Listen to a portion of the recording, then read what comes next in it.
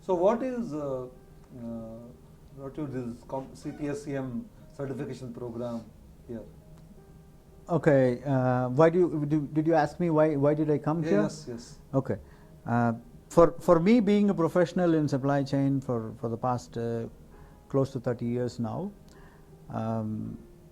what is important is, one, definitely it gives kind of a recap to me, which has actually, it reflects to me and say, okay, I've used this concept before, I used this, I've done this, and I also probably seen somebody is using it and done it. That's an excellent one. And then second is, obviously you have a title behind, right? So I'm an engineer plus an MBA. Now I will put a CPSCM at the back as well. So this is a kind of a personal thing. And then third one is, I go and dissipate some of the good practices where I gathered from all the people of supply chain guys, who is about 40 plus people here, and then put that into my team and my people who are in my operational radar, so that they understand really how CPSCM is actually given value, and then use that on a regular basis. But Mr. Omid, I'll tell you, it's an excellent piece of I'd say the certification program, because he is actually very practical. I've seen number of trainings. I've also seen people get trained and coming and talking about what the training they had. Most of the time it's highly theoretical, and also it was something which is very similar to what they probably would have seen in a book. But I think Omid has come up with fantastic practical examples, and which is actually going to trigger you. Would you like to share one of your learning, or which is all stuck to you?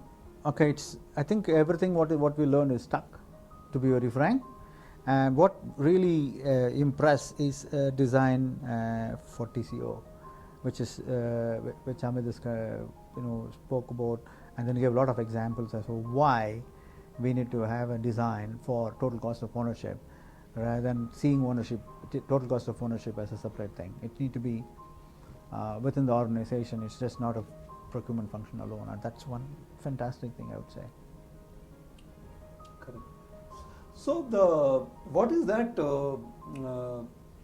Since you carry huge experience, you are engineer, MBA, CPSCM certified, so much of experience. What is your advice to young supply chain professionals?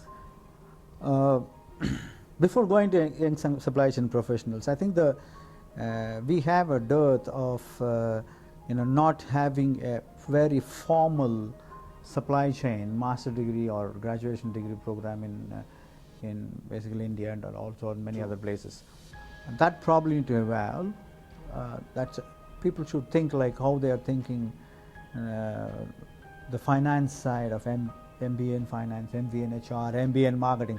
We must and should have MBA kind of a program for supply chain, because it's actually a vast there are area. Few colleges, but not enough colleges. Yeah, that's what I'm saying. It's not a mainstream. Like today, if you say a doctor, engineer, and then chartered accountancy, and then you have lawyers. It's not widely accepted.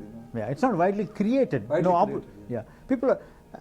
I jumped into supply chain or jumped into procurement by virtue of first time, and I had when I joined a job in Suzuki, I found that you've been put in different departments, and then I found, hey, this guy is good in procurement and supply chain. Put him there. It is not by design, actually. Yeah, not by design. It's just by it's just accidental. I think thank you so much for sharing most wonderful insight. Thank you so much. Thank you. Thank you so much, Sriram. Yeah.